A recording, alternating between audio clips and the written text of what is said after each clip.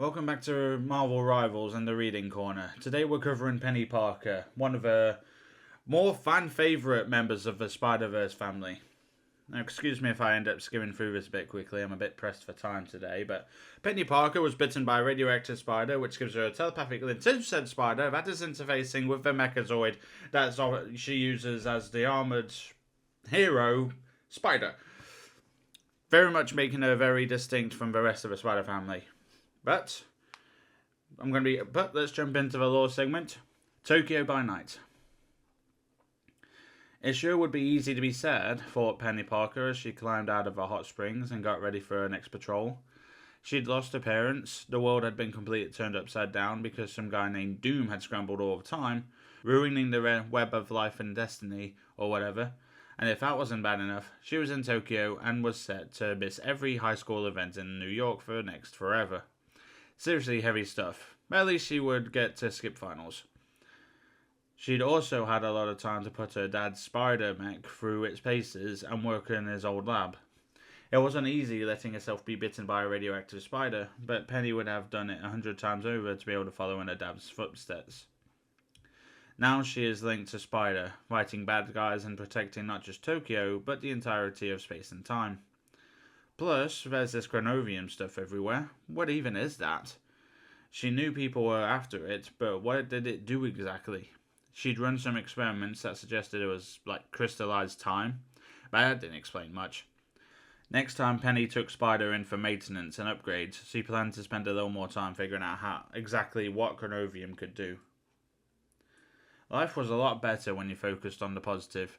She needed to remind herself of that from time to time, because she spent a lot of her time fighting a whole slew of weirdos from other timelines that probably didn't even know they were threatening the collapse of all time and space. Or were they? Those details weren't always clear to Penny, but she lived hearing the Master Weaver and his apprentice, Spider Zero, argue about it. And she knew that when push came to shove, as it often had since the time stream entanglement, she and Spider would defend the web, even on mundane patrol missions like the one she was starting just now. That meant defending both the Master Weaver and Spider Zero, who were always too preoccupied with mending and weaving that they pretty much never noticed when they were about to be attacked. Like right now. A single Doombot angled towards the Nexus at the heart of a web of life and destiny. The Master Weaver never noticed it. Penny did though. She had a plan. Spider, you thinking what I'm thinking? Spider was. Penny tensed, and Spider leapt away from the web strand he'd been sitting on, falling toward the Doombot. She had to time this just right, or it would be a long fall to the ground somewhere in Shinjuku. Spider might be able to handle the fall, but the shock of landing wouldn't do Penny any good. But her timing, as it turned out, was perfect. The Doombot noticed her fall too late, just as she had shot her own webs out from Spider's spinnerets and used a web strand to snap her around in a long arc. The Doombot barely turned around when Spider slammed it into it feet first. Sparks shot from its chassis and bits of armor plating stuck to nearby strands of the web as the Doombot tumbled away into a neon-speckled darkness below. Penny finished off the maneuver with a perfect thruster-assisted double somersault that landed her on an upper strand of the web, close enough to the Nexus where she could see both the Master Weaver and Spider Zero. They were talking, and Penny didn't want to interrupt, so she hung upside down, just because, until Spider Zero headed out onto one of the web strands, making little repairs as she went. Penny noticed Spider Zero removing stuck bits of Doombot armor on her way, and felt a little guilty. But hey, she'd done what a hero had to do, protect the web. Still, did either Doom, ever run out of those things? I suspect not, a familiar voice said by her side, and Penny jumped. It was the Master Weaver. Hey, Penny said, did you just read my mind? Not exactly. I sensed certain vibrations in the web, and they suggested to me what you were thinking. Right, Penny said. Same diff. Hey, I've been meaning to ask you. I've been doing some extra experiments in my dad's lab. My lab now. And chronovium. Wow, what is that stuff, anyway?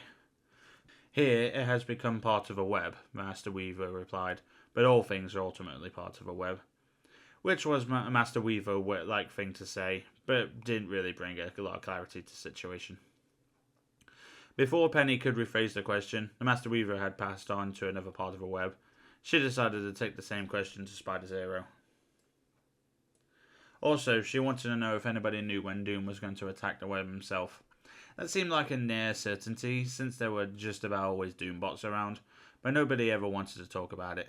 Penny didn't know whether that was because she didn't know, or didn't want to tell her because she was a kid, or some other stupid reason, but she felt pretty strongly that Doom attacking her web was a logical next step for him. Either of them. They had to be ready. As she approached Spider Zero, Penny was baffled to see the Weaver's apprentice doing something with paper?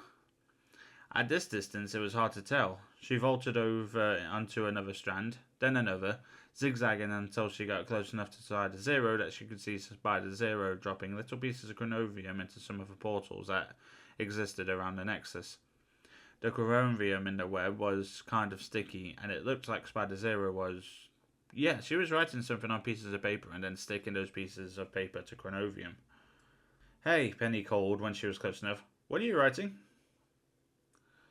A message to another version of myself, Spider Zero said. How do you know where to find other versions of yourself? That's part of what the Master Weaver is teaching me, Spider Zero said. I can listen in on an infinite number of other worlds and futures. Sometimes I can even... She made a conducting motion with both hands. Influence them a little. So you could do something about Doom? Over time stream entanglement? Penny's thoughts drifted to maybe saving her father, but she couldn't bring herself to say it. Was it even possible? And if he came back, would Penny just be a regular person again? It would be worth it. Spider Zero was watching her, as if she could see the emotional tug-of-war going on inside of Penny's mind. Well, possibly. But that is, if you'll forgive the expression, a very tangled web. Tugging on one strand will have all kinds of unpredictable effects. I wouldn't take any action until I've had more time to trace the path of each strand. How much time? Dunno. More than we've got with so much happening. Okay, so anyway, there are more Doombots climbing the web to get you and the Master Weaver. Penny had just spotted them, jetting upwards from the ground. Spider Zero looked down. Uh-huh, she said. She scribbled something on a piece of paper and stuck it to a bit of chronovium. Then she pushed that through a tiny portal that opened briefly, like a soap bubble, by her hand. The minute she passed the message through, the portal was gone. A split second after that, all three Doombots were gone too, swallowed up by a larger version of that portal that appeared around them and then blinked out of existence. Whoa, Penny said. That's definitely cooler than what I did. Oh, it's not a competition, Spider Zero said. We all protect the web in our own ways. Speaking of that, Penny said, you guys know that sooner or later Doom is going to get sick of sending Doombots, and when he does, he'll show up to finish the job himself. Wouldn't surprise me, Spider Zero said. So, should we, maybe be doing something about it? What makes you think we aren't? Penny groaned. You sound more and more like the Weaver every day. Spider Zero smiled. He's teaching me a lot.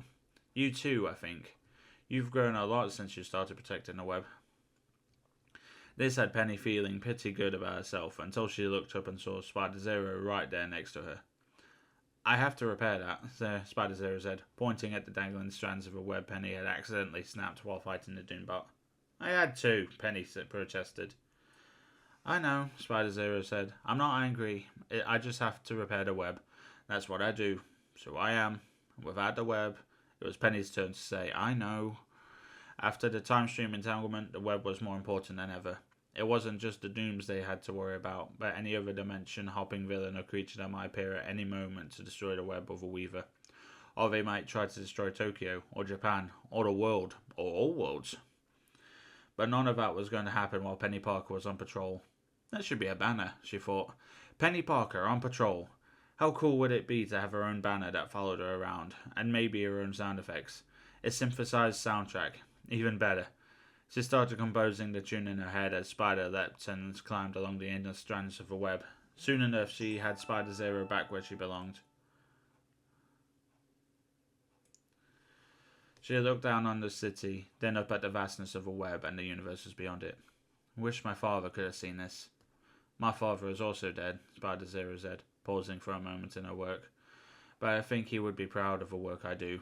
Same for you. Well, that gave Penny a little twinkle in her heart.